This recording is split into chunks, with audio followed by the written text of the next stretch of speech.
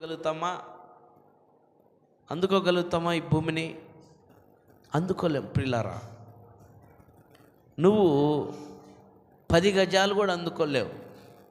కొంటమైతే ఎకరాలు కొనవచ్చు, కానీ అందుకోగలగటానికి 10 గజాలు కూడా 2 గజాలు కూడా అందుకోలేవు. కానీ ప్రయాస అందుకే జ్ఞాని అనేటువంటి సొలొమోను తెలియపరిచాడు ప్రసంగి గ్రంథంలో. నరులంట భూమి మీద పడుతున్నటువంటి ప్రయాస అంట గాలి కోసమంట. గాలిని మనము ఎప్పటికీ ఎన్నటికీ కూడా పట్టుకోగలుగుతాం గాలిని మనం. గాలి కోసం ప్రయాసపడుతున్నామంట మనం, కానీ మనం ఎన్నటికీ గాలిని పట్టుకోలేము.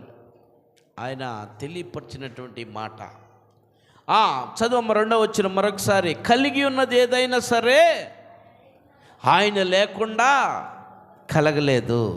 చదువు. ఆయనలో జీవముండెను, ఆ జీవము ఆ మనుషులకు వెలుగై ఉండెను. హల్లెలూయా. ఈరోజు నువ్వు వెలిగించబడుతున్నావంటే ఆ జీవము ద్వారానే తప్ప మరొకటి ద్వారా కాదు. ఈరోజు నువ్వు వెలిగించబడుతున్నావంటే ఆ జీవము. మనలో 2 రకాల వెలుగుంటాయి. ఒకటి ఏం వెలుగు? జీవించటం. రెండోది ఏంటి? జీవించటం. రెండోది మృతులుగా ఉండటం. ఈ మాట ఎందుకు చెప్పానంటే, ఒకరోజు యేసు ప్రభుతో నేను రెఫరెన్స్లు మీకు ఇవ్వట్లేదు, చూసుకుంటా ఉంటే మీరు ఈ మాటలు వినరు.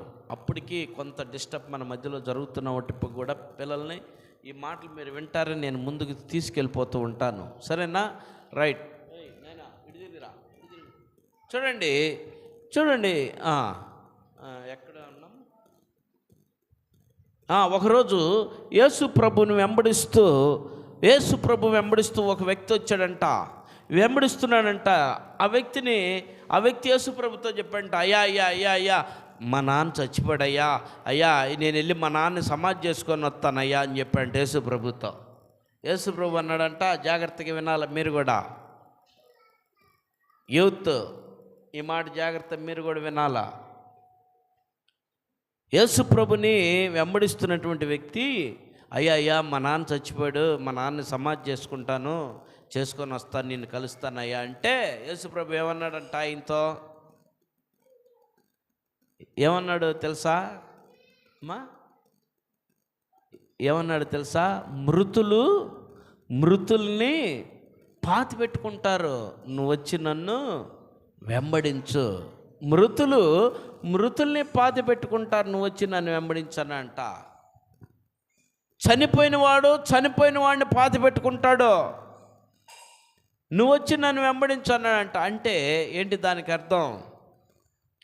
వాడు ప్రాణం పోయి ఉన్నాడు, బ్రతుకున్నవాడు వెళ్ళి వాడిని పూడ్చేస్తేనే తప్ప కుదరదు. కానీ ఇక్కడ ఉన్నటువంటి వ్యక్తి ఎవరు? జీవము కలిగినటువంటి వ్యక్తి.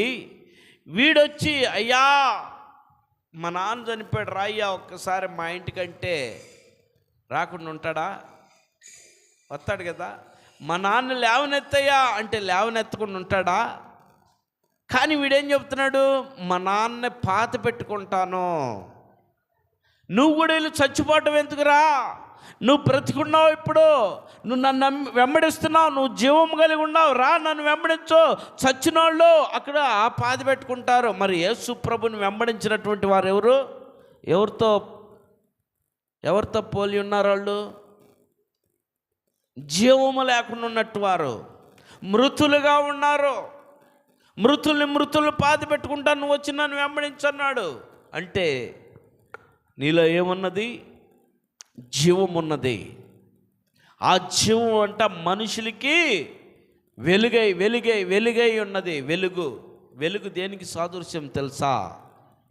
యేసు ప్రభుకి సాదృశ్యం. పిల్లారా చూడండి, యేసు ప్రభుకి సాదృశ్యమైనటువంటి వెలుగు నీలో లేకపోతే నువ్వు మృతురాలువే. కారణం ఏంటో తెలుసా? చీకటి నిన్ను ఆవరించేసిద్ది. చీకటి నిన్ను వెలుగులో నీకు రానివ్వదు. చీకటి నిన్ను వెలుగు చూడనివ్వదు, చీకటి నిన్ను సత్యాన్ని గ్రహింపజేయదు.